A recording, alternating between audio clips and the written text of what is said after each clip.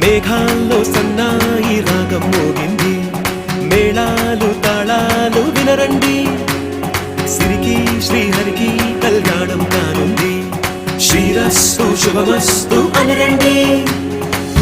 అచ్చు తెలుగింట్లో పెళ్లికి అర్థం చెప్పారంటూ, మెచ్చదగు ముచ్చట ఇది అని సాక్ష్యం చెబుతామంటూ, చెవులంతా చేకొట్టేలా జరిపిస్తామండి.